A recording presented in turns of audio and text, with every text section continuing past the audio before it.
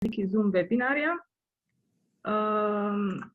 Moje ime je Katra Meke in sem kustosinja v Narodni galeriji in sem v vlogi koordinatorke sodelovala tudi pri postavitvi praške razstave. Zaradi trenutne situacije predavanja žal ni bilo možno izvesti tako, kot smo ga vajeni v avditoriju Narodne galerije, me pa izredno veseli, da bi s tako udeležbo, zapolnjenih je namreč pri prijavah do vseh 100 mest, da bomo presegli kapacitete avditorija. Tako da na začetku bi se rada še posebej lepo zahvalila predavateljici, dr. Daši Pahor, ki se je prijazno odzvala našemu vabilu in je bila pripravljena tudi izvesti predavanje prek spleta. Prej pa začnemo pa mogoče čisto nekaj takih uvodnih pojasnil. Gre namreč za spletni webinar, kar pomeni, da poslušalci oziroma udeleženci nimajo možnosti vklopa kamere pa zvuka. Pa seveda vsi lepo vabljeni, da komentarje in vprašanja postavite s pomočjo questions and answers, se pravi s pomočjo ikone Q&A, ki jo najdete, če se z miško pomaknete proti spodnjemu robu aplikacije. Se pravi Q&A, tam postavite vprašanje. Vprašanja bom pa jaz tudi na koncu predavanja prebrala na glas, predavateljica pa bo nanje v živo odgovorila. Tako da pred samim začetkom predavanja bi pa seveda rada na kratko predstavila tudi predavateljico. Daša Pahor je leta 2006 doktorirala na Filozofski fakulteti v Ljubljani in sicer na temo Tradicija gotske arhitekture v 16. in 17. stoletju na Slovenskem. Njene raziskave pa so bile osredotočene predvsem na protestantsko umetnost in arhitekturo, pa tudi na grafične predloge okrog leta 1600. Daša Pahor živi več kot desetletje v Münchnu, od koder se nam javlja tudi sedaj in kjer vodi svoj antikvariat. Zadnja leta pa se ubada z raziskovanjem starih tiskov, zemljevidov in nenavadnih tehnik tiskanja, zlasti na področju poznega Osmanskega imperija in slovanskih dežel. V predavanju pa se bo osredotočila na vplive umetnikov iz Prage na izdelavo celjskega stropa, o katerem je leta 2008 napisala tudi znanstveni članek in ki še danes velja za eno temeljnih objav na to temo. Tako da s tem pa kar predajam besedo dr.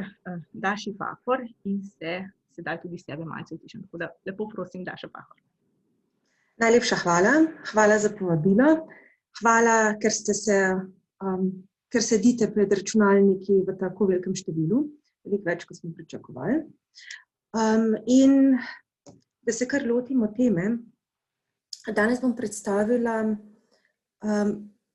nova odkritja oziroma recimo temu nova spoznanja o eni največjih umetnin na Slovenskem, tako imenovani celjski strop. In kakor je gospa Meke že povedala, sem pred slabimi 15 leti napisala članek na to temo. Ta članek je nastal čisto slučajno. V bistvu sem se ukvarjala z raziskovanjem druge teme in sem slučajno naletela na par podatkov, ki bi bilo vredno objaviti. In ko sem dobila zdajle povabilo, v bistvu že parimi meseci za tole predavanje, sem najprej razmislila, jaz se sploh ne spomnim, kaj sem takrat pisala, to je bila prva stvar. In potem naslednje vprašanje bilo, so mi ljudje spraševali, če sem v teh 15 letih kaj najdla novega, odgovor je bil ne.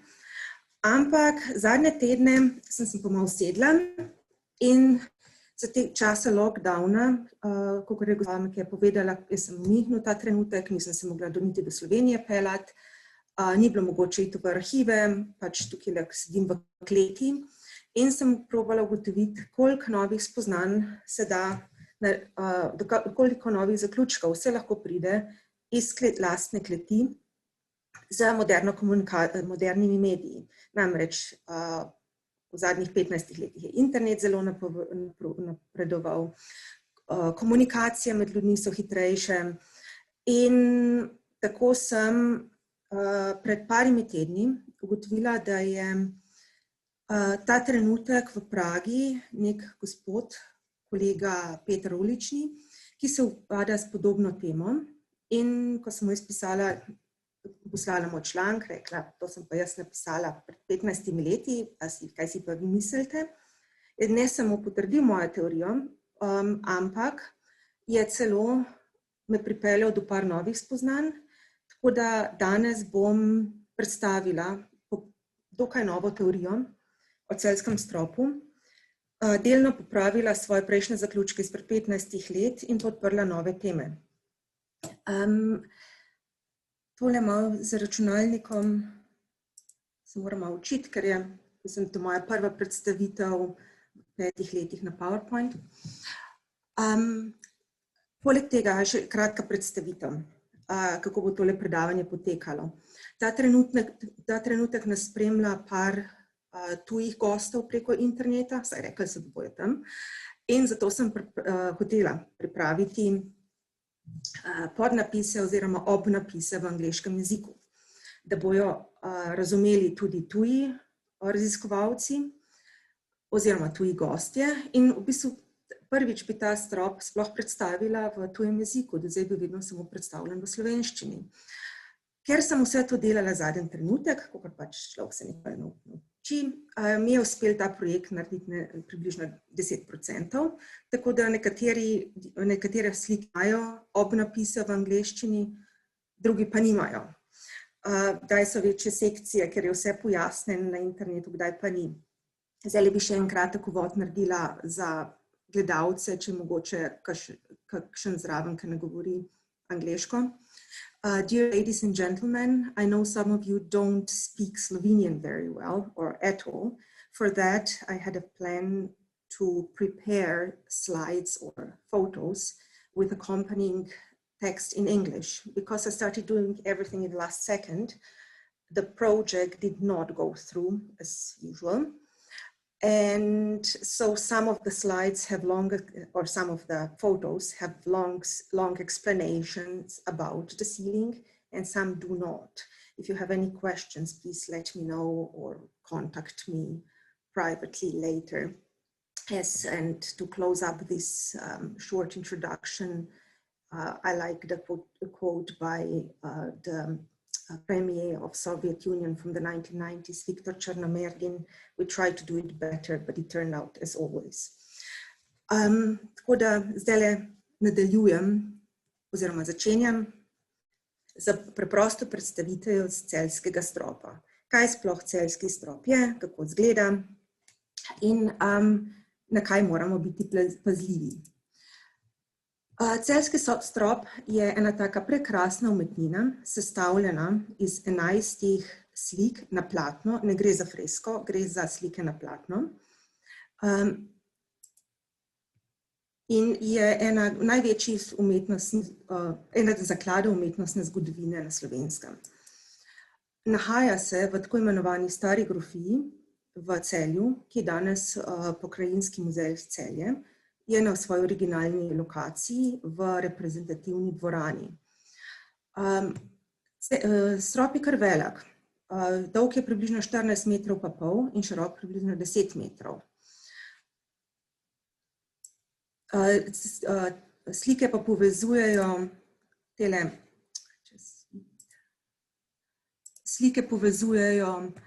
so povezane med sabo z letvicami oziroma okvirji, sočasnimi okvirji, ki so poslikani z lepo postrenesančno oziroma poznorenesančno dekoracijo.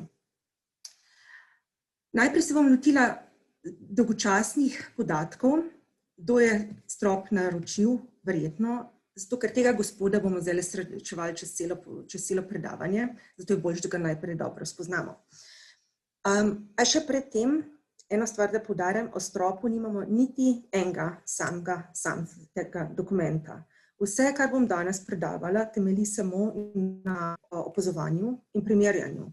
In dokler se ne najde dokumentacije, kakršnega napisanega koščka ali skice, so vsa ta predvidevanja, tudi kar jaz danes govorim, samo predvidevanja in ni zanesljivo, da so 100% resnična. Strop je zelo verjetno naročil Janez Ambrož Thurn Valsesina. To je bil slovenski plemič oziroma slovensko-avstrijski plemič, ki se je rodil leta 1537 v plemiški družini. Že kot otroka so ga starši poslali na cesarski dvor, kjer se je učil jezikov, takoč je govoril slovenščino, nemščino, italijanščino, latinščino in češčino. Poleg tega je z dvorom lahko potoval, oziroma po dvornih po nalogah lahko potoval v Španijo, Francijo, Italijo in na Poljsko.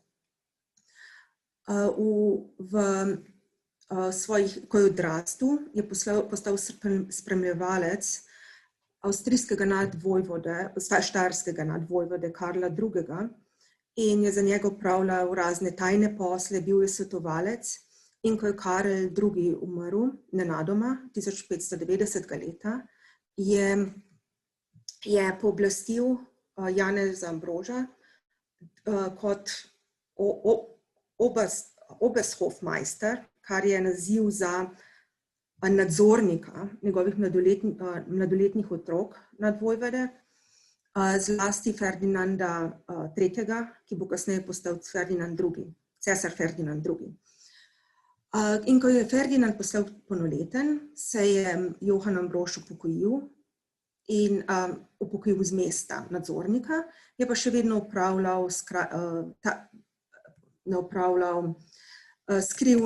skrivna pogajanja, pisal poročila iz dvora in redno komuniciral s Ferdinandom III.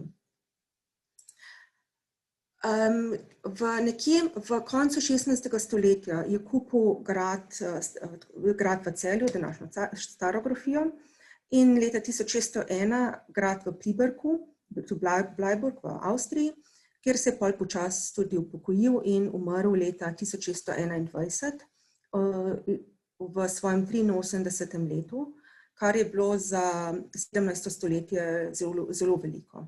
Gospod je bil aktiven še globoko v 60. leta, kar zdaj je čisto normalno, da so ljudje aktivni v 60. leta, v 16. stoletju pa ni bilo.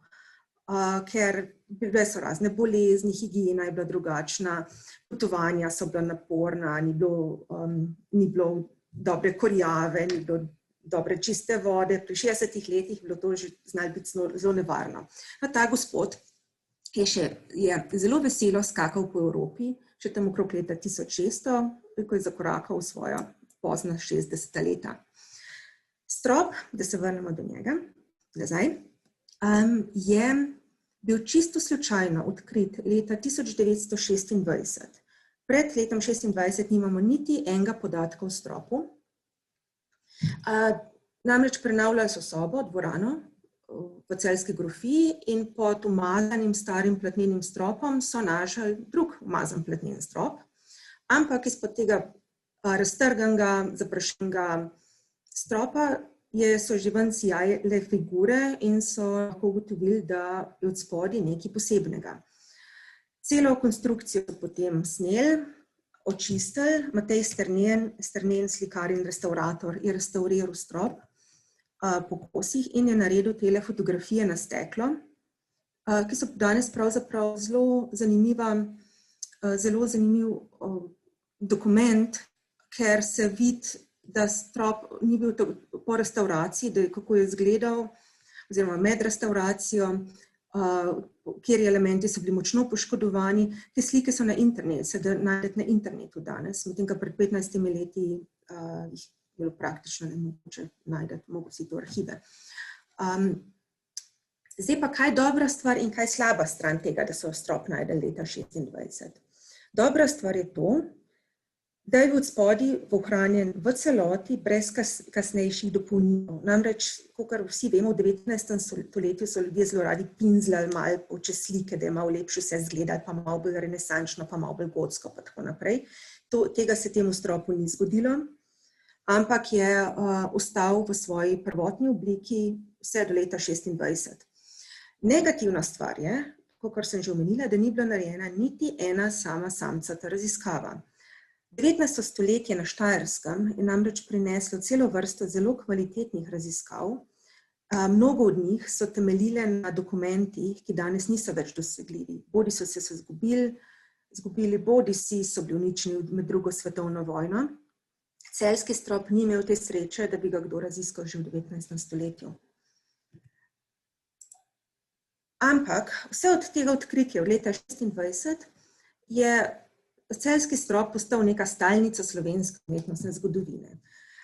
Dostikrat ga srečamo podobe v časopisih, na televiziji, upodobili so ga na znamki, ko so pred leti izdali knjigo o umetnosti na Slovenskem, je celjski strop krasil naslovnico te ogromne bukle, ki ima doma verjetno vsak umetnostni zgodovinar. Tako da glavno umetnostni zgodovinarji pa verjetno tudi vsak Slovenc ve približno, kako strop izgleda. Zdaj pa, kaj vemo o tem stropu? Vedno bore malo. Leta 1969 je šla tale knjižica France Steleta, ki še vedno velja za osnovno gradivo, za osnovno čtivo o stropu. France Stelet je prišel do par odkritij, ki so še vedno blazno pomembne. Kot prvo je ugotovil, da so tele stranske slike, vseh 10, vse so narejene kopije po grafičnih predlogah. In sicer v kotih, tele padajoči nagi gospodje, so tako imenovani 4 giganti. Verjetno najbolj izmed njih znan Ikarus, ki je letel previsoko in so mu se stopila krila in je padel na zemljo in zelo veliko potreščil klele na nas dol. Ti so bili posneti po grafikah Henrika Goltziusa, objavljenih leta 1588. Potem imamo slike 4 letnih časov, ki so bile narejene po istoimenski seriji slikarja Jacopa Bassana iz Italije in večina grafik v teh slikah je bila narejena v poznih v 80. letih in 90. letih 16. stoletja, torej sočasno nekje z Goltziusovimi. In potem imamo pa še te 2 sliki prestran, ki jih je Stelet označil kot bitke med Grki in Rimljani. V bistvu gre za smrt Kamile in Kamila tekom teh bitk. In te so posnete po grafikah Antonija Tempesta iz leta 1591. Torej vse te grafike so nekje nastale, po katerih so bile narejene te slike, tam nekje v roku 5 let, okrog leta 1590. Osrednja slika je izvirna, ni bila narejena po nobenih do zdaj znanih grafikah in je verjetno dela same delavnice,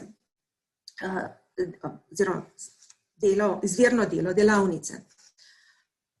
Že na prvi pogled je zelo zanimiva. Ima 4 stolpe, prekrasna arhitektura, se nas potegne v nebo, kjer se igrajo puti. Nekatere osebe se sprehajajo v prvem nadstropju in drugem nadstropju, gledajo dol na nas, eni se smejijo, tukaj eni pijejo v kotu, potem so živali, stojijo, vaza je, prekrasni tepihi visijo, da si iz balustrad, da se pač ne užulijo, klele dame, ko dol gledajo. In pa imamo kipa Jupitera in Pozejdona, ki tudi gledata dol na nas. In kar naenkrat, ko vidimo to podobo, se zazdimo, da smo del arhitekture, del tega tihega življenja v dvorišču. Ampak se je ni tako zelo preprosto. Podrobnejše raziskave so odkrile par nenavadnosti. Namreč, kar jih ne moramo videti stal. Arhitektura je bila naslikana prva, šele potem figure. Kar bomo videli kasneje, oziroma klele se tudi videli že vidite na fotografiji, da je bila arhitektura, gre praktično, je zdaj na določenih mestih prežrla barvo ljudi. To pomeni, da ni bilo prostora za figure, niso bile figure mišljene sočasno z arhitekturo. Potem pa še ena zanimivost.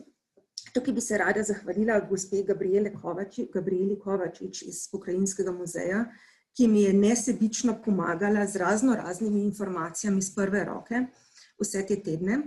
Namreč zelo zanimiva stvar, kar nisem podatek, za katerega nismo vedeli pred parimi leti, je, da sta tele dve figuri nalepljeni na platno. Podobe kipov sta prilepljeni na platno, kar je zelo nenavadno. Slikane sta na zelo tanko platno, ki je nalepljeno, medtem ko atributi so pa doslikani. To so par prvih vprašanj, ki se sprašujemo, zakaj je to tako nastalo, kasneje bomo probali najti odgovore, mislim, da jih bomo našli, več ali manj verjetne. Potem pa imamo še tukaj, da preden se premaknem na osrednji sliki, imamo par ikonografskih motivov, ki sem včeraj zvečer šele tole opazila. Kakor sem rekla, te stvari so mogoče, ali pa ne, dokler nimamo potrjenega, pač ne moramo zagotovo trditi. Kakor v temle kotu ljudje pijejo. Tukaj v tem kotu se zdi, kakor da dva moška poslušata, kaj se dol dogaja. V pritličju imata zelo velika rdeča ušesa. Tukaj je postavljena roža in ta gospa gleda direktno dol v nas. Mogoče je bilo narejeno, da so to 4 čuti, okus, sluh, vid in pa vonj. Ampak to je ena taka majhna zanimivost, se mi je zdelo včeraj sem jo opazila. Tukaj sem naredila eno tako majhno rekonstrukcijo, položila sem čez stranske slike, podobe grafik, po katerih so bile slike posnete, tako da lahko vidite, da se kar dobro skladajo. Zakaj grafike, pa kako, pa od kje to prihaja, to bomo kasneje pol še razčlenili. In pa tukaj so še od blizu, tole so barvne slike so iz celjskega stropa, na desni strani so pa grafike Sadelerjeve grafike po Basanu in vidimo, da se celjski strop kar dobro posnema grafične predloge. Tukaj so še drug par. Tukaj je še drug par. In potem prva stvar, ko je tele razčlenil, ugotovil, s kje prihajajo te grafike, se je začel ubadati z idejo, ali iz kje so prišli slikarji za strop. Iz Italije je bil en možen odgovor, ali iz severa. Namreč ugotovil je, da na severu bil tudi en umetnik, oziroma dva, oče in sin, Friedemann de Vries, ki sta delala eno tako arhitekturo, zelo podobno, slike s podobno arhitekturo, s podobnimi figurami, samo ni znal najti povezave, kar je bilo logično leta 1969. Da ni bilo možno najti povezave, kako bi nekdo iz severa prišel kar naenkrat v Celje. Bolj logična povezava je bila čez Italijo. Poleg tega imamo tudi 6 italijanskih predlog proti 4 severnjaškim, Italija zmaga. Tako da takrat se je Stele odločil, da so slikarji verjetno prišli iz Italije in ta teorija je kar nekaj časa držala, desetletja dolg. In zakaj ne? Poleg tega, vedno, kadar beremo stare raziskave, jih ne smemo gledati z današnjimi očmi. Leta 1969 ni bilo o Pragi, o kateri bomo govorili danes, o Pragi v Rudolfinskem času skoraj nobene literature. Praga je bila takrat v vzhodnem bloku, komunističnem bloku. Zadnja stvar na svetu, kar so komunisti podpirali, so bile kakršnekoli raziskave o cesarjih, pa kaj so cesarji naročali, pa delali in tako naprej. Tako da prve velike monografije o Pragi in Rudolfu II. Okrog leta 1600 so bile izdane šele v poznih 80 letih. In Frances Stele leta 1969 ni mogel imeti teh podatkov, ki jih imamo mi. Zato je logično, da se je naslonil na Italijo. Italijo smo pa vsi boljš poznali takrat, oziroma so jo poznali. Italijani imajo svoje perspektive, Michelangelo ima take podobne podobne mišičaste moške, kot so te giganti, ki padejo v kotu dol. To bi vse lahko bilo vpliv Italije. Poleg tega je bilo tudi, to pred kratkim je bilo kratko malo cool reči, ko nam so pa Italijani prišli, pa imamo italijanska renesansa, nismo mi super. Če pa kdo rekel, so prišli iz Češke nam, pa so naredili, to pred kratkim ni bilo toliko zelo nekako svetovno. Tako da te raziskave je treba gledati v znaku, s pogledom na čas, ko so te raziskave nastale. Jaz sem čisto slučajno, ko sem menila pred 15 leti, v bistvu sem tam brkljala čez neke knjige skozi v zvezi z drugo raziskavo okrog leta 1600, ko sem naletela na to vrstne grafične študije Friedemana de Vriesa in sem razmišljala, to je pa nekam podoben celjskemu stropu. Tudi Stele je že opazil, da je bilo podoben, ampak, kot sem rekla, takrat ni mogel povezati, ni imel dovolj informacij. In sem pa malo naprej gledala, od kje to bi prišlo, a je možno kakšen vpliv na celjski strop, se zdi kdo kaj daleč, sever Evrope. To so bile grafične predloge, seveda je možno, to so približno tako velike predloge, da je kdo to kupil na severu, prinesel na Štajersko in potem so slikali na ta način. Kar je možno, samo nimamo niti enega drugega podobnega primera daleč naokoli. Grafične predloge, tukaj sem potem začela malo raziskovati, kaj se je pa še okrog njih delali. In oče in sin, Hans Friedemann de Vries in Paul Friedemann de Vries, sta bila specializirana za slikanje dekorativne arhitekture in za izdelavo grafik. Tako kot recimo tale, in to je ena izmed slik, kjer vidimo zelo podobno vzdušje kot naš celjski strop. To je zelo podoben kolorit.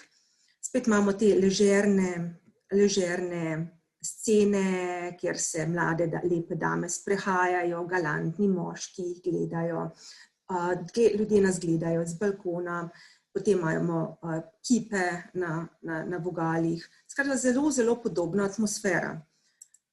Tukaj je še tukaj je podobna arhitektura, spet zelo spominja na celjski strop, te balustrade, balkoni, nadstropja. In potem sem se začela spraševati, kaj bi bilo, če bi združili tole perspektivo s tovrstnimi barvnimi elementi. In ko sem raziskovala, to je bilo pred 15 leti, že takrat je bilo malo literature na to. Kaj sta oče in sin Paul in Friedemann de Vries delala, če sta delala kdarkoli stropne poslikave, sem dobila kar nekaj rezultatov in take stropne poslikave so bile zabeležene na Nizozemskem, v Dansku in v Pragi in pa še na parih drugih lokacij. Nobena od teh stropnih poslikav ni ohranjena.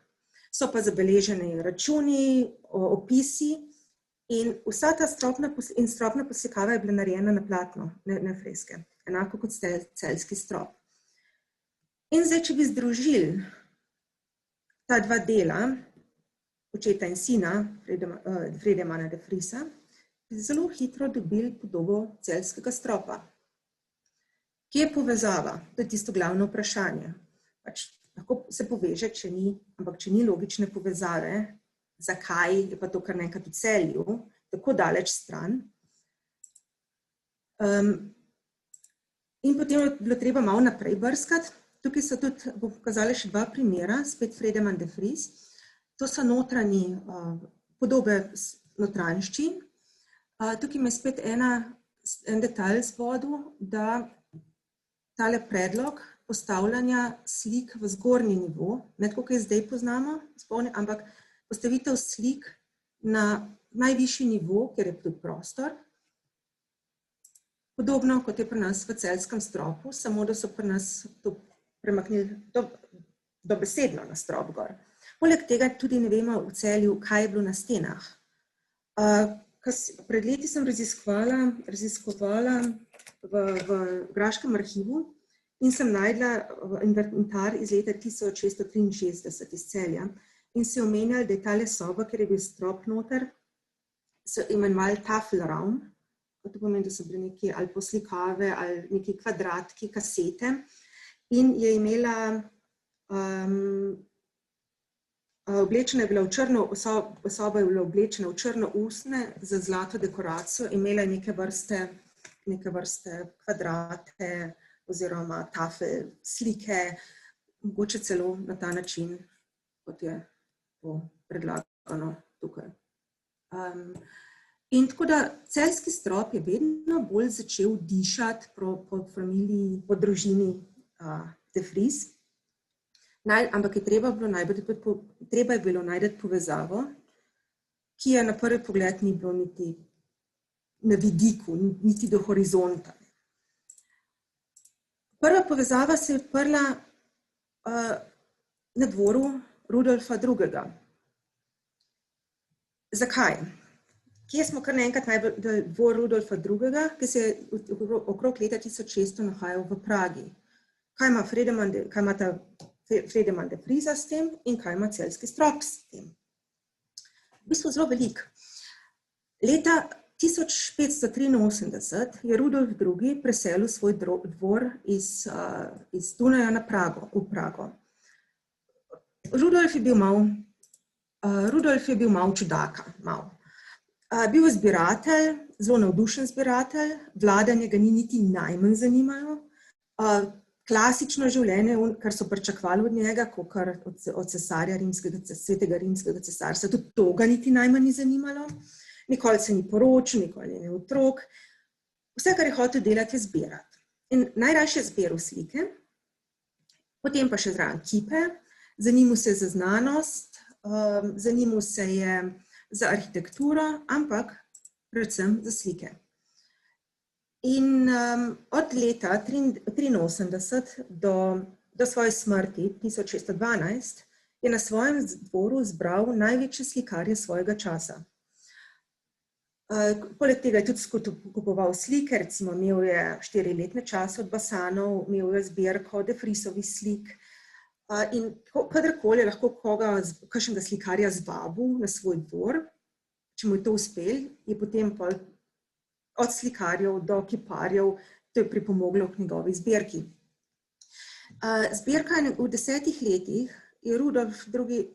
Zbral toliko slik, da je imel zapolnjene vse sobe, paviljon na dvorišču, skratka, ni več vedel, kaj bi z vsemi tistimi zadevami in se je odločil, da bo postavil posebno sobo, kjer bo predstavil svojo zbirko. Danes je ta soba znana kot Rudolfova galerija, ni se ohranila v prvotnem stanju, očitno.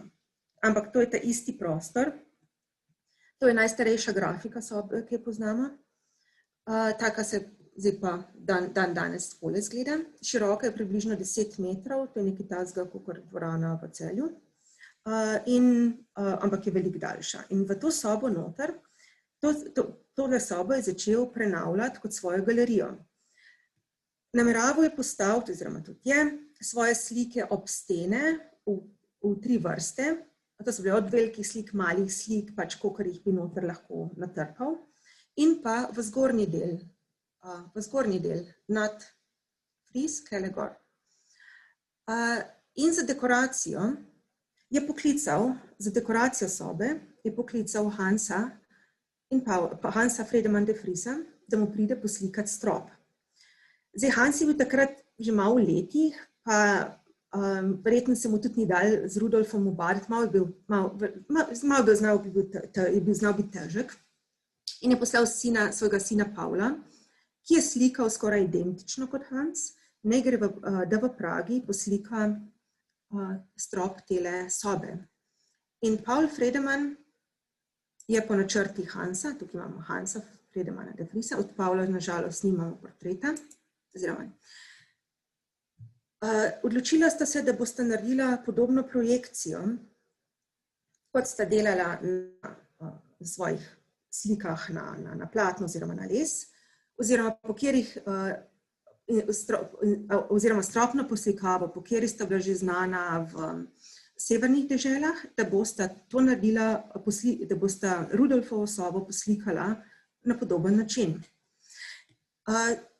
Očitno se soba ni ohranila, imamo pa dokumente, kjer Hans opisuje, kako naj bi soba izgledala. In sicer, če si predstavljamo te iste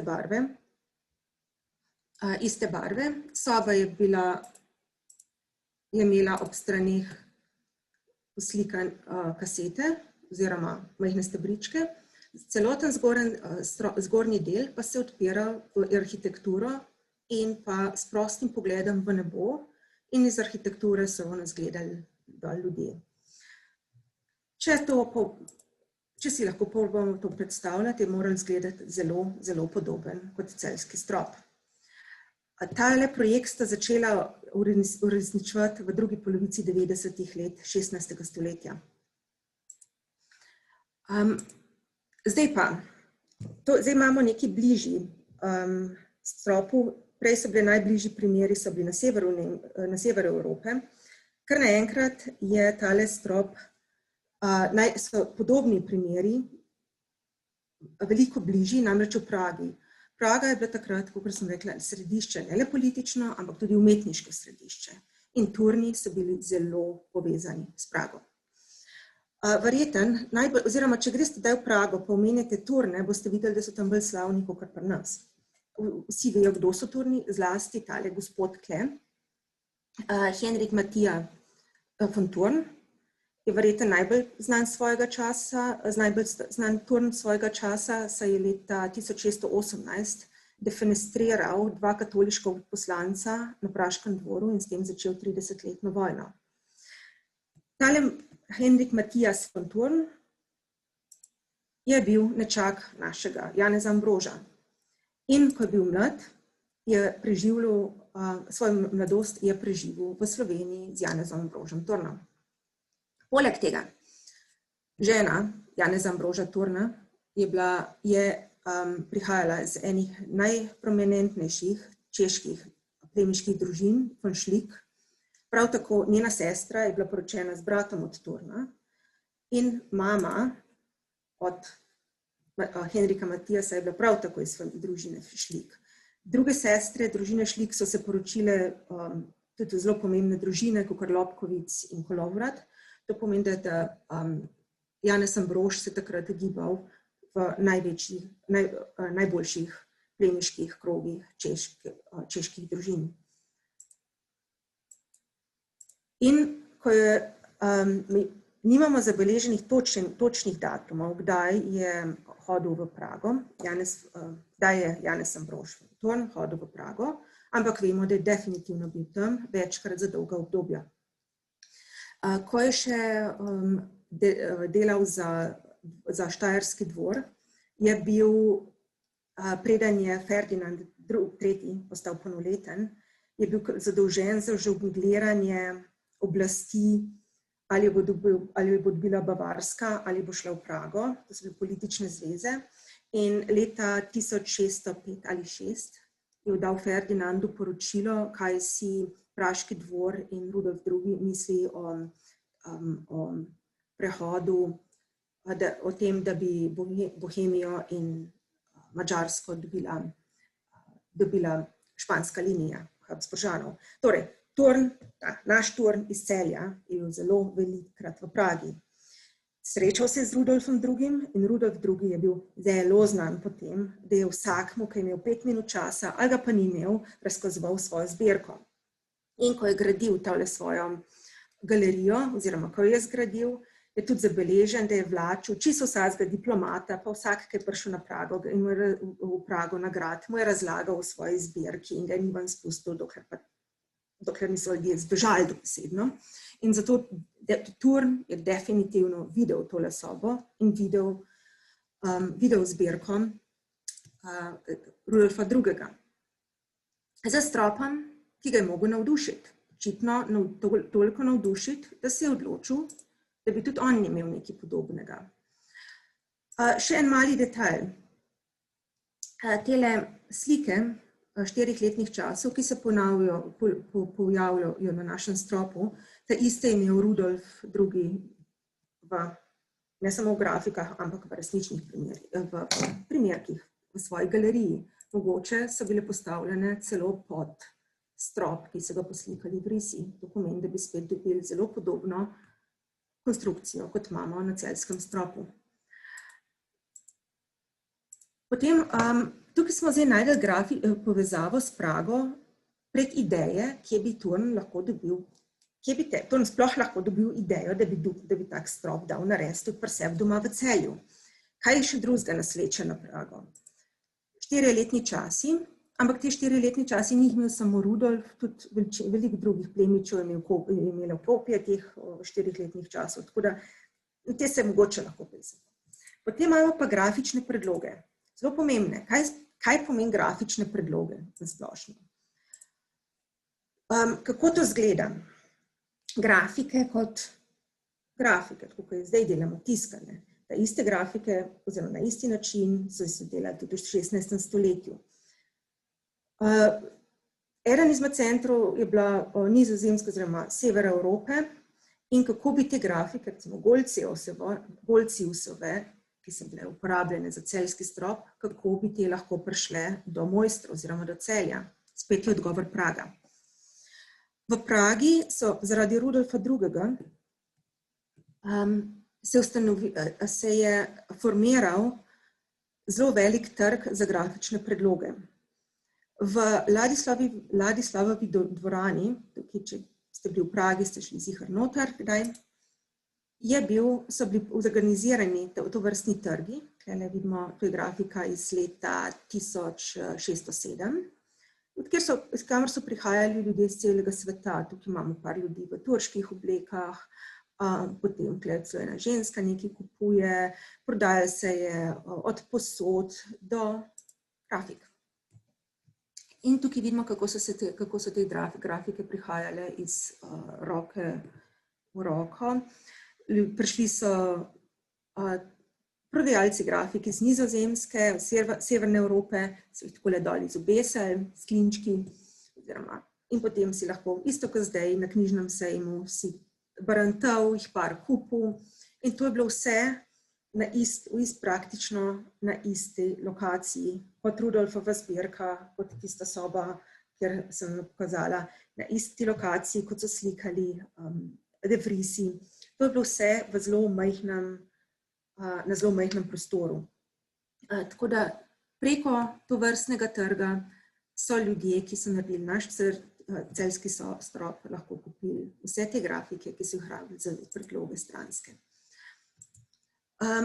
Potem imamo še ena stvar, ki se navezuje na Prago, oziroma celjski strop Praga, povezava. Tele dva kipa Jupitra in Pozejdona, ki sta praktično nalepljena na celjski strop,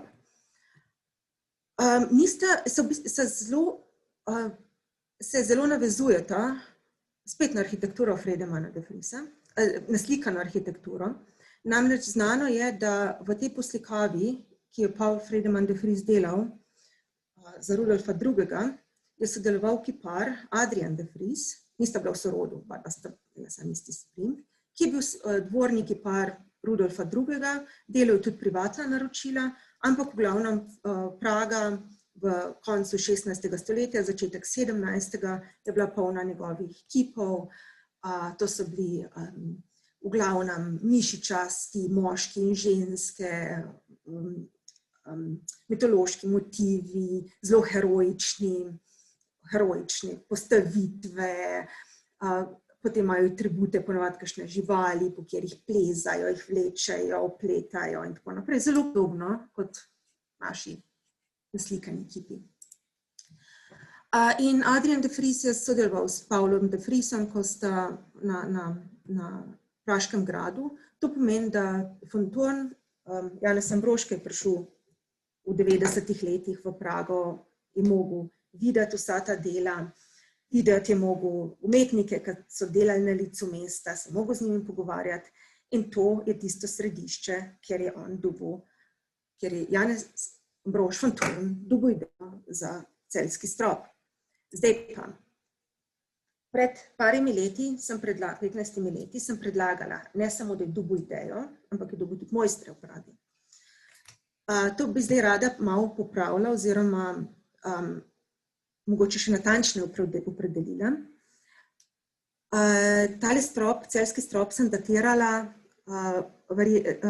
datacijo sem dala verjetno po smrti Rudolfa II., ker samo takrat bi bilo mogoče najeti slikarje in jih pripeljati v Celje. Nekaj naredijo.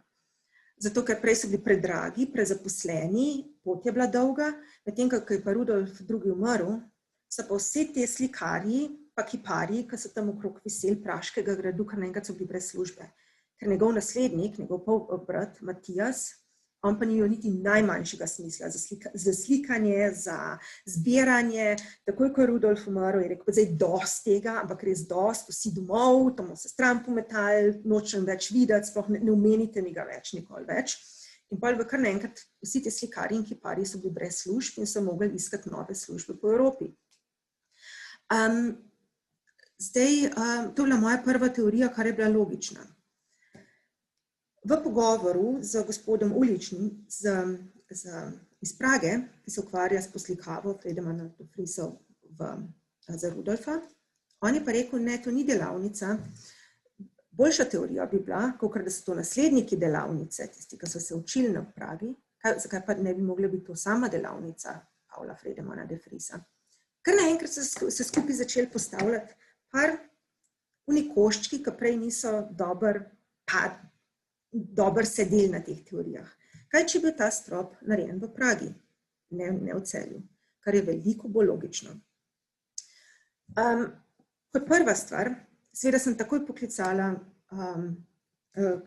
gospo Kovačič iz muzeja in sem rekla, sem vprašala, pred kratkim so opazovali ta strop na odrih, tako da se bodo blizu videli, sem vprašala, a je kaj tazga gor, kar predlaga, da ta strop ni bil narejen tam. Nekaj, kar vas je zmotil, takrat niste vedeli, kaj je. Rekla, veste, nekaj pa je. Namreč strop se ne sklada s sobo. Strop je bil premajhen. Ko so strop montirali, se ni čisto dobro usedel v vogale sobe in so mogli dodati neke letvice, ki so jih potem poslikali, da se, če gledamo daleč, se jih ne vidi. Nekaj tazga si predstavljam, kakor če doma kuhno zmerimo, pa gremo pol, naročimo kuhno, pa 2 cm falita, pa pol mizartu z letvico dela, pa prepleska, pa se pa ne vidi toliko zelo. Namreč meritve tal sobe so drugačne kot meritve na stropu. In če bi mojstri to delali na licu mesta, bi verjetno zmerjali strop, ne tla. Druga stvar je, strop je veliko prenizak za tole sobo. Ne vem, tisti, ki ste videli strop v živo, vsaj moja prva reakcija je bila, a to je to, kar naenkrat vidiš, da si pod stropom, ker zelo nizko stoji in ne daje te perspektivi, tega iluzionizma, kakor ga recimo vidimo na sami sliki. Na papirju dela vse, na fotografiji dela, ko gledamo tole fotografijo, ki imamo pred sabo, vse štima. Perspektiva nas potegne gor in vidimo, kako se te figure premikajo. Če pa stojimo v sobi, se moramo postaviti direktno v sredino in takrat oko zgubi vse, kar je okoli stropa, mogo bi stati par metrov višji. Kar je dober, mogoče en znak, da ljudje, ki so ta strop slikali, nikoli niso videli, kako nizka je soba v resnici. Potem imamo še par drugih zadev, s katerimi sem se ukvarjala, ki bi znali dokazovati, da je strop bil narejen v veliki delavnici in prenešen Celje. Ti panoji so ogromni. Recimo tale sreden panoj je sestavljen iz 4 delov. Zato moraš imeti ogromen studio, da se noter slika. Zelo težko za umetniki okrog tega časa, ki sem se jaz ukvarjala na Štajerskem, si zelo težko predstavljam, da bi bila ena tako velika delavnica, ki bi bila sposobna narediti delo takih dimenzij nekje tam v okolici. Mogel je biti nekdo, ki je ta dela redno delal, recimo Paul Fredeman de Vries in je to delavnico postavljeno v Pragi. Potem sreden del, to tudi pojasne nalepljene kipe. Srednji del je sestavljen iz 4 delov. Teli šivi, ki jih vidimo tukaj, ne potekajo čez nobene ljudi, ampak potekajo zvesto po arhitekturnih členih, po sredini stebra, na robu preproge, po sredini, simetrični sredini odstavkov. Če bi tele, kar je mogoče znak, da so srednji del pripeljali v 4 delih, ga zmontirali v Celju skupaj in potem gor preprosto nalepili podobe kipov, ki razbijata to kubičnost, ki bi jo strop imel, če teh 2 figur ne bi bilo. In to nam potem, ta možnost, da je bil strop narejen v Pragi, nam kar naenkrat odpre veliko več možnosti, kaj lahko pričakujemo od stropa, oziroma kaj lahko iščemo. Če smo prej iskali v člankih možnosti, da so upodobljeni člani družine Turn mogoče. Zdaj lahko iščemo veliko več stvari, ki so bolj vezane na Prago. Pa si poglejmo portrete. Pozabila sem še eno zelo pomembno stvar. Tale strop, če je nastal v Pragi, kar bi zdajle sem 99% prepričana, bi mogel nastati v zadnjih letih 16. stoletja ali okrog leta 1600. Namreč, potem sta šla Paul Friedemann de Vries in njegov oče nazaj domov. Ne vemo, koliko časa sta bila v Pragi, ampak ne dolg časa, zatem, ker sta zaključila svoj projekt za Rudolfa. Torej se ta strop postal mogoče od leta 97 do leta 1600, v tem času bi mogel nastati. To je že Stele zagovarjal v svoji knjigi, jaz sem ga zaradi preomenjenih razlogov postavila kasneje. In v tem času seveda obstaja možnost, da so Friedemann de Vries, oče in sin, da sta prišla v Celje s celotno delavnico ali mizarsko delavnico, pa so to tam naredili. Obstaja ta možnost, kar je bolj zakompliciran, kakor zrolane slike dati na voz pa jih prepeljati. Ampak tale leta 97, 98, 99, 1600 so bila glavna leta pregona protestantov iz Štajerske. De Vriesi so bili protestanti. Turn je bil katolik. Definitivno ne bi hotel razjeziti svojega dobrega prijatelja in svojega nekdanjega varovanca Ferdinanda III., ki je tisti trenutek delal vse na tem svetu, da vsakega protestanta vrže ven iz Štajerske.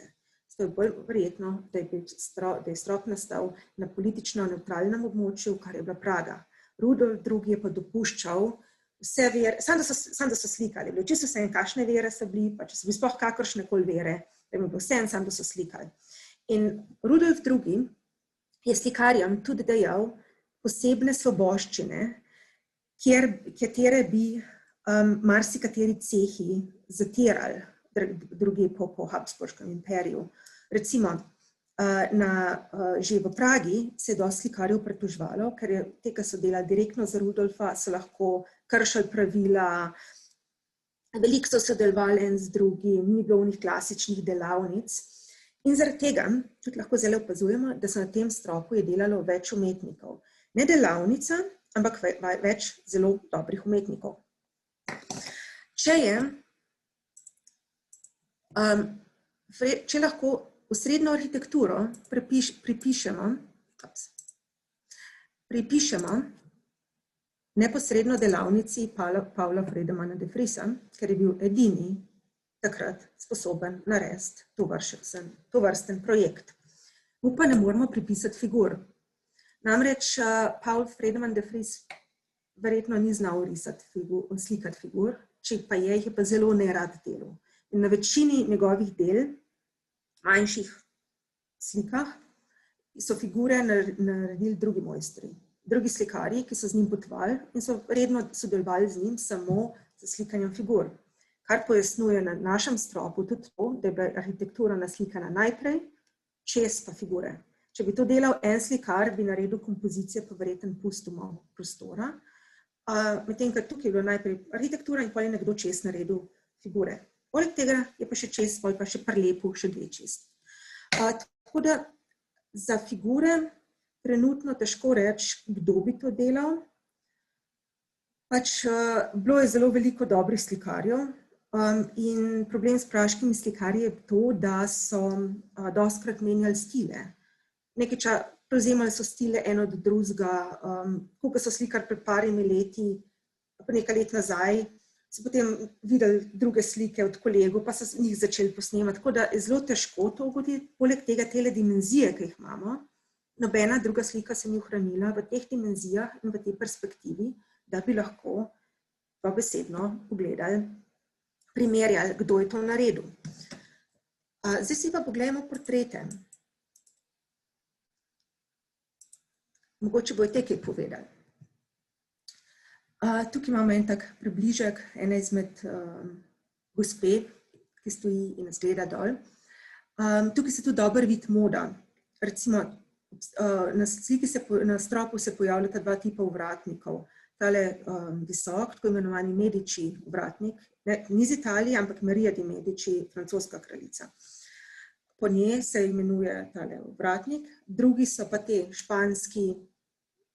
španski okrogli, mladinsko kolo, kot smo jih imenovali, ki so šli v tistem trenutku, so že ven iz mode šli. To je bilo normalno, da se oba dva tipa ovratnikov pojavljata. Moški imajo pa vsi položene ovratnike.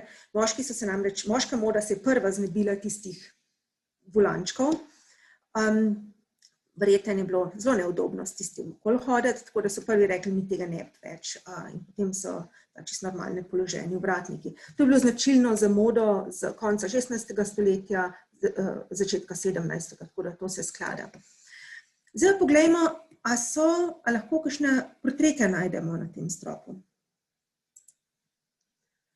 Že pred leti, mislim, da je že cel Stele napisal to, da oziroma ne spomnim se, kdo je prvi napisal, da teli 4 stolpi, v nemščini Turm,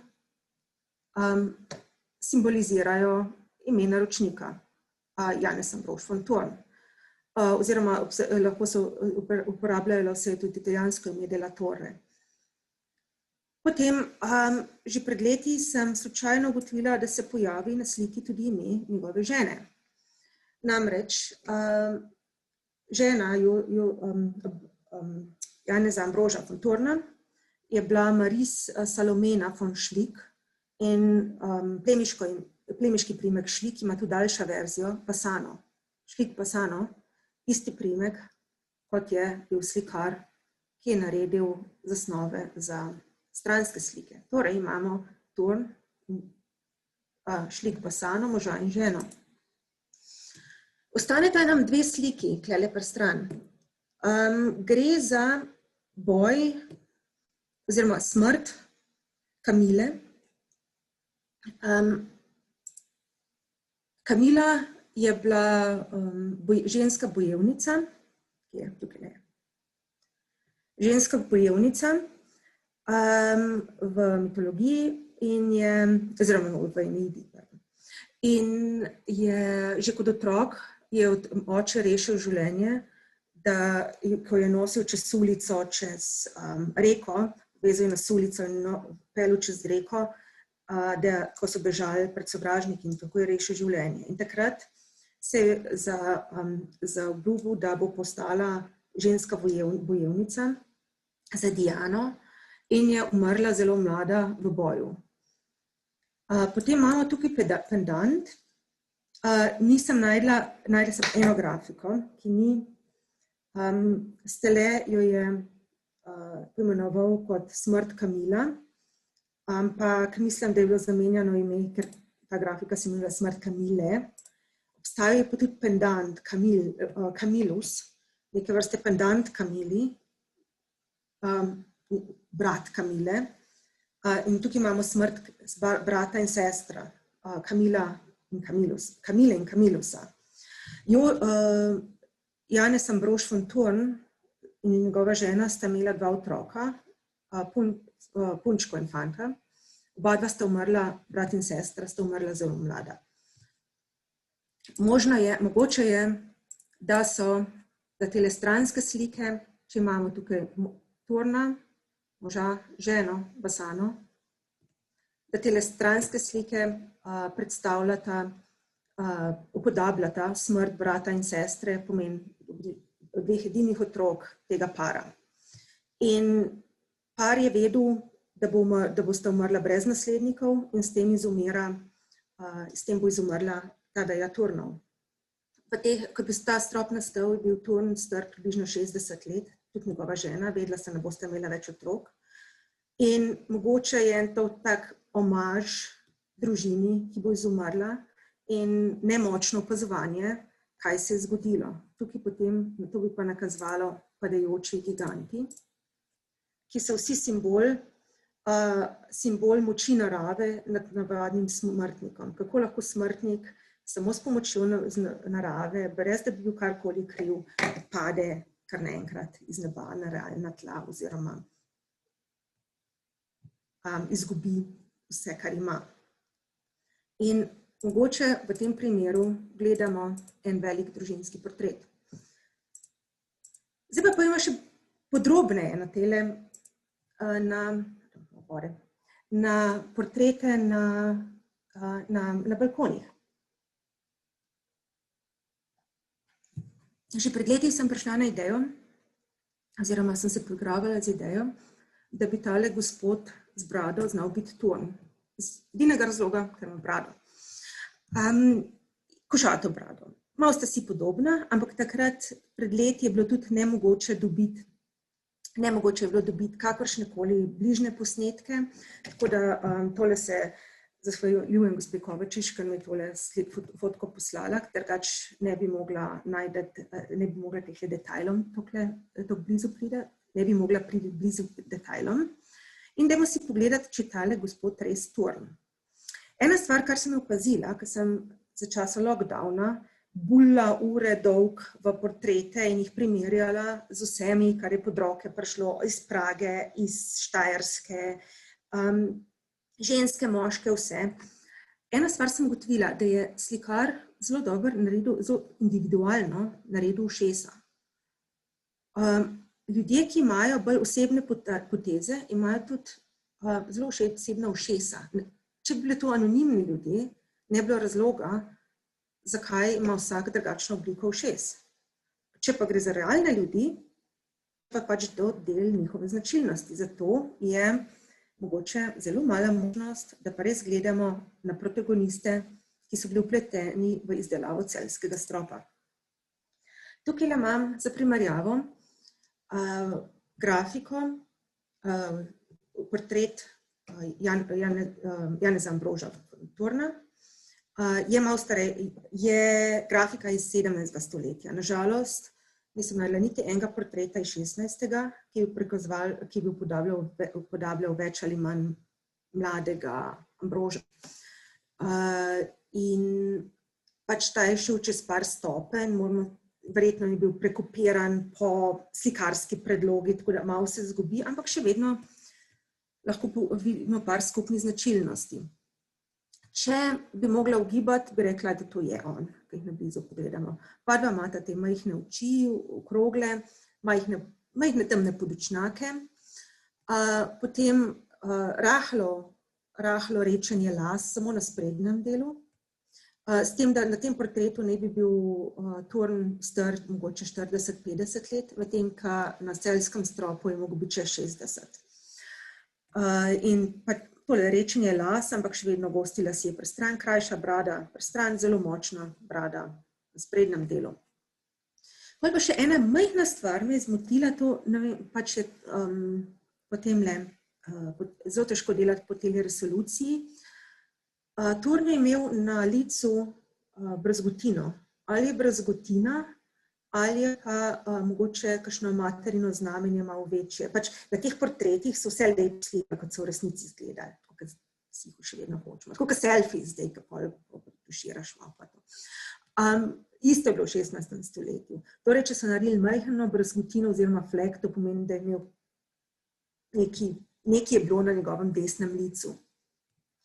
Zdaj ne vem, ali se to samo svet, tale temna pika tukaj, ali pa gre za neko staro brazgotino. To bi bilo treba pogledati od skoraj, pač od blizu enkrat.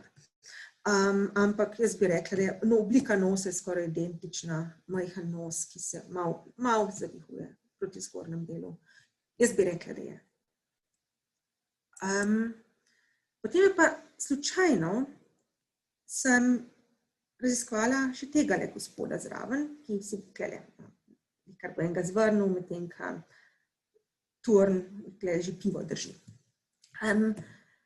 Tale zelo nenavaden obraz ima, ne zgleda kot plemič, ima pa zelo individualne poteze. Poleg tega še enkrat poudarjam, te portreti so naslikani iz perspektive. Moramo si zamisliti, da so narejeni od spodaj navzgor in primerjanje s lepimi portreti studijskimi, moramo malo domišljije tukaj si dati. Ampak,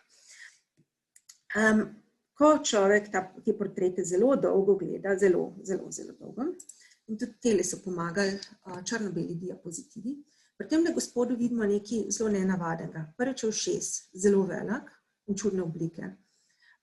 Oči ima postavljene, oči so majhne okrogle, postavljene dokaj skupaj in levo oko ima malo previsa. Malo. Potem brada je zelo redka, prav tako lase, v bistvu se kar čez svit pleša, rdečkasta brada in potem malo mesnate ustnice. Ne zgleda kot plemič, zgleda kot nek normalen človek, ki stoji, navaden smrtnik, ki stoji na balkonu. Po nekem nenavadnem primerjanju vseh portretov, ko sem jih pred roke prišli, sem pristala pri temle. To je Adrian Fries, kipar Rudolfa II. Tudi osebni prijatelj Pavla Fredemana de Vriesa in tisti kipar, ki sem ga prej pokazala, da je delal kipe ob arhitekturni poslikavi Pavla Fredemana de Vriesa. Mogoče to je zdaj tak predvidevanje, ker bi bilo to, nočem skakati v zaključke, ampak imata zelo veliko skupnih lastnosti. Velika čudno oblikovana ušesa, redka rdeča brada,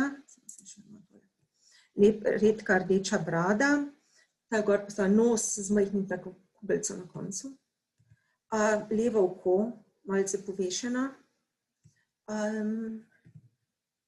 A je možno, da je možno, moramo raziskati, je mogoče, čas štima, kraj štima, v Pragi, pač to bilo treba boljše raziskati in je logično, da je upodobljen na tem stropu, zlasti, če bi bil mogoče odgovoren za izdelavo poslikav tistih dveh kipov, ko sta prilepljena gor. Namreč, Adrian de Vries je bil zelo priznan kipar svojega časa. Delal je ogromno stvari. Delal je tudi stvari za plemstvo, privatna naročila. Imeli so ga zelo radi, vsi so ga imeli radi, ker je delal nage ženske. Ampak drugače in nage moške. Delal je take zelo sproščene, lepe kipe, katere vsakrat pogledal na svojem vrtu. Poleg tega je bil pa še dober kipar. In delo je res ogromno. In poznamo tudi njegove skice, namreč glede na to, da je bil specializiran za kipe, postavljene v vrte in na arhitekturo, je mogel obvladati skice, kako kipi izgledajo iz spodnje perspektive, iz strani, kaj je treba narediti, kjero roko večjo, kjero manjšo, kjera noga mora, kjer podplat mora biti malo manjši, da ni sam podplat, ne visi dol stropa. In on je bil specializiran za to. Torej, če je bil naš strop narejen res v Pragi, v delavnici Fredemana de Vriesa, je seveda zelo velika verjetnost, da je Adrian de Vries naredil skice za dva kipa. Njegov slikarski del nekje ne poznamo, je pa bilo zabeležen v njegovi eni prvih biografij iz, mislim, da je pa sredine 17. stoletja, da je čar Čopiča premamil tudi Adriana de Vriesa in je bil zelo dober slikar. To vemo o njemu, ampak to je eno tako posebno področje, ki je bilo vredno raziskati. Potem imamo pa še tegale gospoda, s katerim sem se malo badala. Stoji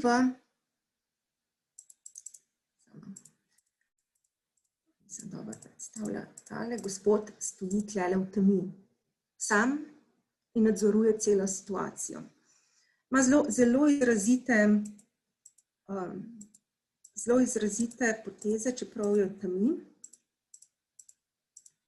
Ima veliko košato brado, pokrivalo, stroge oči, stoji primer, tiho, ne gleda nas, gleda arhitekturo.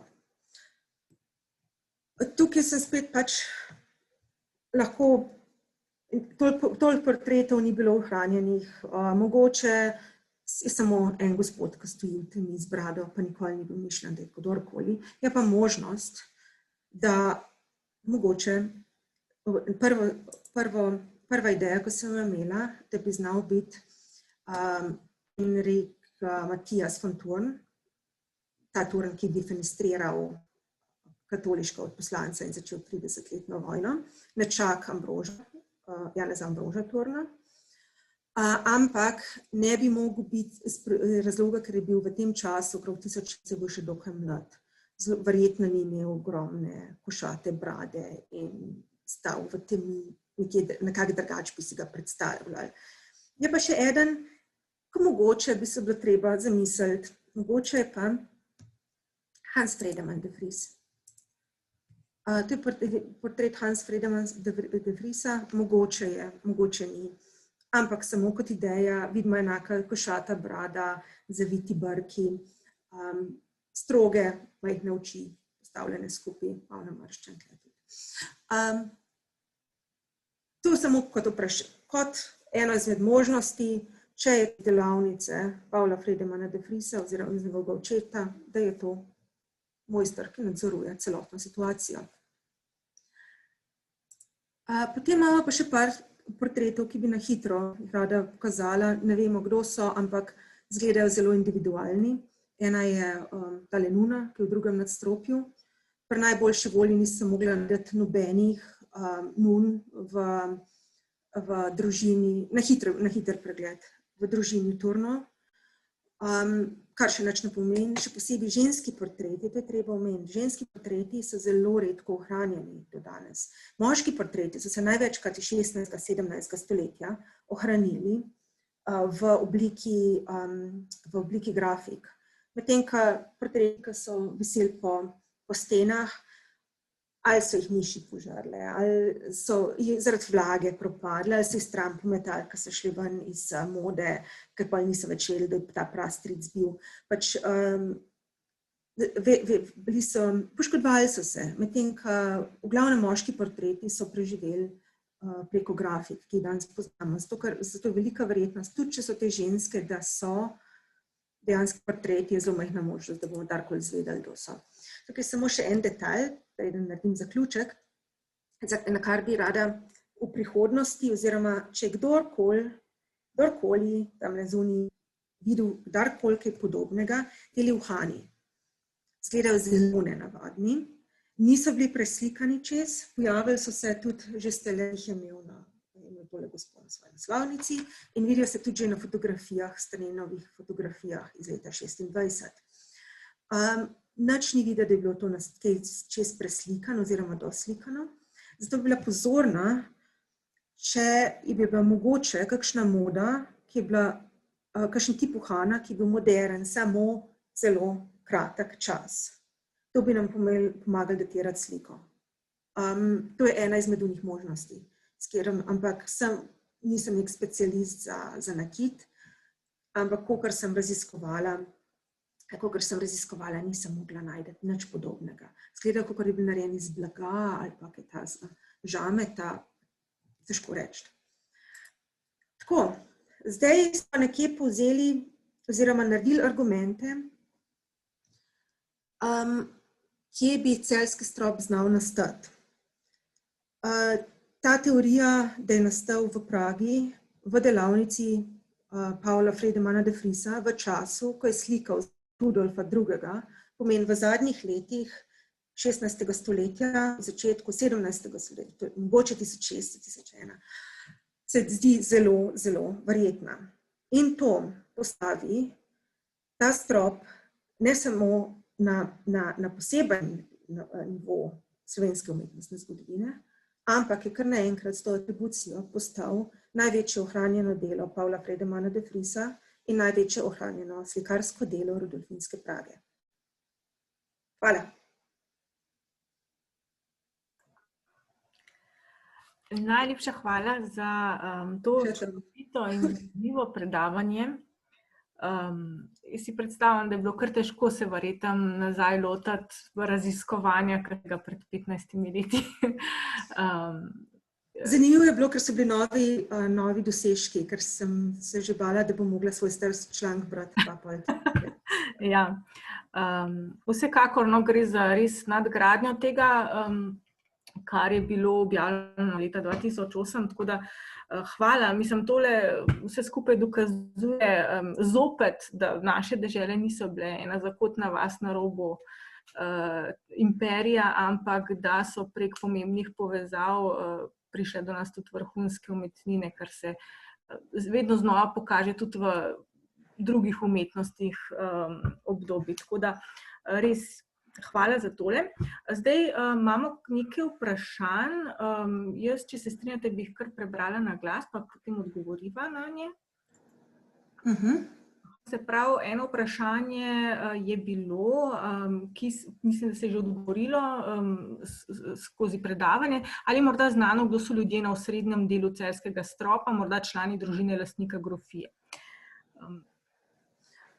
Ja, to sem probala pojasniti, pač vse tele, samo da se zaprem. Tole je, pač to, kar sem pojasnila, nič ne vem, čisto nič ne vem. Vse, kar sem zdaj jaz pojasnila, so samo predvidevanja. Jaz, kakorkoli sem zdaj gledala tele osebe, pa njihova ušesa, pa zavihane nosove, pa primerjala na stotinami portretov, jaz bi rekla, da so. Za Turna bi skoraj verjela, da je. Zraven tisti mi je bil presenečenje, če to Adrian de Vries, ampak niti ni tako logično. To je pa ena stvar, recimo s tem stropom, sem to doskrat omenila, mi ga tako skrivamo pred mednarodnimi umetnostnimi zgodovinarji. Tako da s tem se bo tukaj zdaj moramo ne samo slovenske, oziroma Turne iskati, ampak mogoče celo mednarodne znane osebnosti. Se pravi, ravno zaradi teh nekih novosti in to tudi mene zanima, pa naše udeležence, ali bomo mogoče v kratkem prebrati nov članek s temi novimi ugotovitvami? Boste. Za članek sem se tudi pogovarjala pred kratkim s kolegom, ki sem ga omenila, ki je pomagal zelo dosti nasveti oziroma potrdil moje predvidevanja. Bi pa objavila definitivno v slovenščini in v angleščini, zato ker je kar naenkrat je tale strop postal del mednarodnega projekta oziroma bo verjetno vključen v nadaljne raziskave v Rudolfinski Pragi, ampak definitivno se bom lotila pisati. Čaka pa še ogromno dela, namreč do zdaj smo iskali vse dokumente vedno na Štajerskem, pa v Sloveniji, na Dunaju, zdaj pa vemo, da jih moramo v Pragi začeti iskati, mogoče pa tam kaj.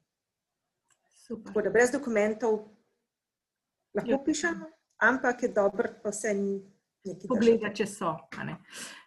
Super. Potem imamo nekaj komentarjev, predvsem vidimo, da izjemen odziv, da so bili zelo zadovoljni s predavanji, da gre za pravo kriminalko, ki jo je treba razrešiti. To sem imela tudi jaz, v bistvu sem imela to idejo, da če bi, tukaj imamo lockdown, sedimo v kleti vsak dan, če je lahko mogoče razrešiti strop brez nadaljavo, samo z moderno tehnologijo, ko berete kriminalke, kar razrešujejo. Tukaj je tudi en predlog, da bi bilo lahko potrjeno po detaljnem fotografiranju in seveda nujnem konzervatorsko-restauratorskem posegu. Tako da tukaj je tudi ena možnost nadaljnega raziskovanja. Potem... Pa me stole zdaj odprla. A me vidite? Ja. A me vidite zdaj? Da jaz... Aha, v redu. Ker pa tudi jaz vidim vprašanja, če tole naredim. Aha. Ja, treba bi bilo... Aha, stekleni negativi. Gre za vprašanje je, izgleda, da stekleni negativi niso razviti. Ne gre za negative, gre za fotografije na steklu. Če se ne motim. Jaz jih nisem nikoli osebno videla, ampak so ohranjeni v arhivu in tako se včasih dokumentirali. Ja, verjetno gre za plošče, na podlagi katerih se potem razvije fotografija, tako da po mojem, no. Mislim, veliko tega ima tudi Indok center. Pa imamo še eno vprašanje, katero neodgovorjeno vprašanje glede tega stropa bi bilo za vas najbolj zadovoljujoče? Prosim, aha. Kako se najbolj razveselili, ne? Verjetno, če bi dobili dokumentacijo, da je Janez Ambrož Fanton dejansko komuniciral z temi velikimi svetovnimi umetniki. In pa to pa še, nekaj sem odprla po nesreči. To in pa, če je tista oseba gor, s katero popivata, Janez Ambrož, ki drži pivo in njegov prijatelj, ki ga drži za ramo, kjer sem rekla, mogoče bi znal biti Adrian de Vries. Kakšna je anekdota za tistim odzadnji, popivanje po Pragi? Zelo človeško naredi celotno sliko. Super, hvala. Se pravi, še eno je komentar, čestitke za zanimivo predavanje, vprašanje, kaj pa glede teorije, da bi strop narisal almanah. To je bila ena teorija v preteklosti, mislim, da je to Stopara, to teorijo nekako razvijal kot avtor almanah, ampak se je to kasneje že zavrnilo. Ja, mislim, da to so zavrnili že kar nekaj časa nazaj, še posebej glede na to, da nimamo sploh nobenega primerljivih niti dokazov vizualnih ničesar, pač šlo je za neko skoraj skrivnostno osebo, ki je bila napleskala skrivnosten strop, tako da to pa nekje edina povezava, tako da mislim, da so to odvrgali že nekaj časa. Hvala lepa.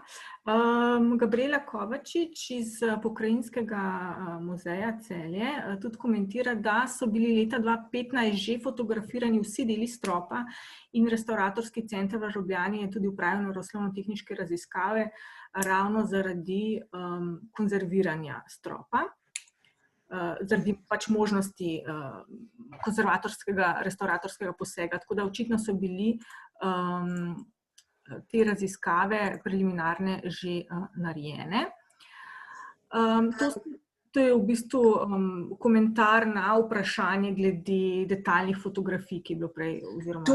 To bi rada pol enkrat, sem rekla, tole je bilo zdaj vse tako narejen, jaz sedim 500 km, 400 km stran v kleti, tako da par mesecev bomo mogli počakati z raznimi obiski in tako naprej.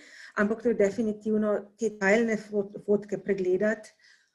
Tudi zdaj nekje vem sploh, kaj človek išče oziroma kaj pričakuje. Sem pa predlagala, zakaj zdaj, ker recimo imamo eno smer, zakaj se pač ne primerja od platna do pigmentov z ostalimi deli, ki so jih delali Friedemann de Vries, ko bi odkrili nek skupni prstni vtis.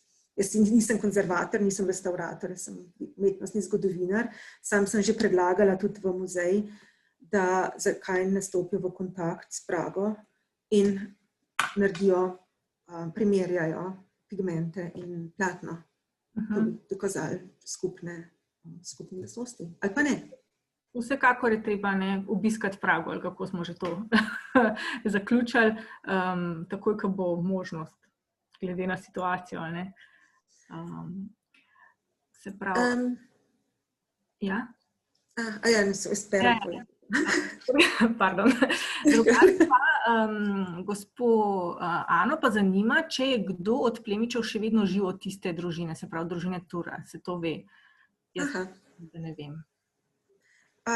Lepo je videti gospo Ano po dolgem času. Ta družina Turn je ogromna. Še vedno obstajajo, samo ta veja, tale točen gospod, tale Janez Ambrož in njegova žena sta umrla brez potomcev. Ta veja je izumrla leta 1621 z njim. Njegovi gradovi, oziroma njuni gradovi, so se potem razdelili med družino, še vedno obstaja Turnwald Sesina, še vedno obstajajo, samo niso direktni potomci njega, ampak on ni bil od nobenega dedek, ampak je bil stric od nekoga, ampak direktna linija pa je izumrla. Drugače je pa še kar velikih je. Tako da to je tudi ena izmed možnosti. Smo se pogovarjali zadnjič po telefonu, seveda, s ljudmi o dokumentih. Čist možno je, da se bojo te dokumenti najdeli v eni veji od teh družin, kje ležijo, niti nobenih ni pogledal, niti ne vejo, da morajo iskati. Ali je to, ali se bo mogoče na kakšnem trgu pojavili, popolnoma mogoče je, samo pač je treba malo mešati te zadeve, dokler na vrh pripravili. Tako da morajo malo doma pogledati po kleteh, mogoče malo pa tam kaj. Ja. Gabriela Kovačič je tudi potrdila, da so bili stekleni negativi razviti, to smo se prej pogovarjali in so dostopne v Indok centru. Tako da hvala za komentar, drugače se pa vsi bujejo predavanje. Jaz imam še eno čisto tako majhno vprašanje glede teh dveh figur, se pravi Jupitra pa Neptuna, Zdaj v članku od gospe Gabriele Kovačič se je omenjali, da sta pravzaprav narejeni na drugačno platno kot kot osrednja poslikava, da je malo drugačno. Tanjše je, bolj fino se mi zdi. Ja, to sem se tudi malo obadala s to idejo, kot prvo je, če bi bilo na enako platno, bi bilo zelo debeli pa bi grdo izgledali. Mogli bi čim tanjše, da nalepka, da se sploh ne vidi, da je bilo nalepljen. Mogel bi čim tanjše platno. Zato sem se tudi malo upadala z idejo, da jih je naredil drug slikar za isti projekt, ki je pač imel drugo tehniko. Ampak jaz bi rekla, da je tanko, zato pač da lepš izgledali. Super. Najlepša hvala. Tako da mislim, da sva sedaj odgovorila na vsa vprašanja. Ne, še nekaj. Gospod Lorenci sprašuje, na tistem delu stropa, ki prikazuje 3 ženske, 2 gledata obiskovalce, ena pa je s hrbtom obrnjena proti nam. Sem opazil nekaj zanimivega. Na rokavu ženske, ki je obrnjena s hrbtom proti obiskovalcem, se zdi, kot da je napisana letnica 1616. Bi to lahko bila datacija slike? Žal tukaj moram poslati print screena. Grem gledat. Samo, zdaj smo nekaj pritisnili.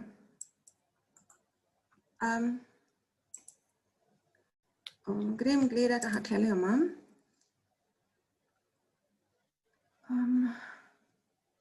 Samo bom tole delila. Počutim se tole premikati, kje so zdaj. Kje?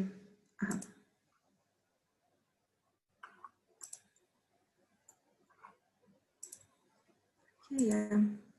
Ja. Tale, verjetno. Mislim, da glede na opis bi rekla, da je to.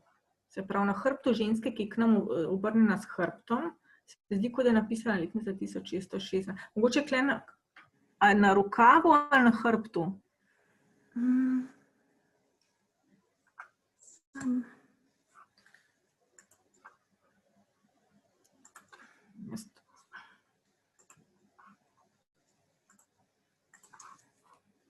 Letnica 1616 je možna, meni se zdi, da je malo pozna, ampak seveda je. Zdaj, če moram zaugibati, se rekla tam med 97 do 1600, nekaj bi ga dala. Ampak ja, seveda je možno. Sem pa tudi sama iskala. Ja, se pravi, vidijo na rokavu, ampak zdaj lahko, mislim, to treba zdaj detaljno pogledati, lahko da je samo tak vzorček ali res. Verjeten. Jaz sem tudi tukaj not tudi bulla vse te slike, pač kar sem jih imela. Bolj datacijo, bolj bi pričakovali datacijo oziroma podpis na elementih, kot so takole ograje. Tam so se najlažje podpisovali, najrajši podpisovali tele umetniki. Ja, mislim, da tudi ljudje mnenja, da gre samo za vzorec. Naprimer, Gašper Cerkovnik pravi, da gre samo za vzorec. Aha, jo Gašper. Samo da tole zapremo vse skupaj. Včasih, ja, vidimo tisto. Na rokavu, še nekdo vidi, ok. Ok, dobro. Če je še kakšno vprašanje, ste seveda vabljeni, oziroma komentar, da ga napišete. A če tole ljudje mislijo, da zgleda kot, da tole ne deluje, ni to tako delalo včasih. Ne bi takole letni, tole, če zgleda kot ena taka digitalna urca, ki piše 1616. Ne, nažalost, ni to, a se sem hotela videti, ni to tako zgledalo. Vem, kaj mislite, je dobro razmišljanje. Bom pokazala, o čem govorijo ljudje. Tole je verjeten. To je samo vzorček, ni pa, takole niso zgledali letnice. Tako da. Ok, mislim, da ne bo več vprašanj.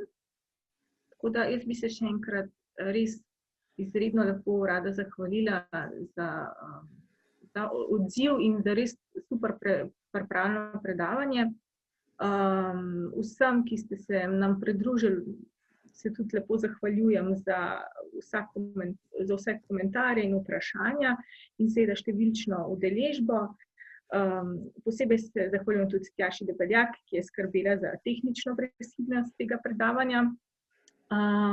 Upam pa seveda, oziroma držim pesti, da bi se naslednjič na naslednjem predavanju lahko videli že v živo, če pa to ne bo mogoče, pa zopet preko Zooma. Tako da še enkrat hvala, Daša, in lep pozdrav. Najlepša hvala za povabilo, bilo veselje. Upam, da ste razumeli celotno predavanje oziroma kaj sem mislila povedati. Zelo težko je govoriti v računalnik noter, če ne vidiš odziva, ne vidiš ljudi. Ampak upam, da ste odnesli nekaj novih informacij. Želim vam lep večer, pa upam, da se vidimo v živo čim prej. Enako, hvala. Adijo.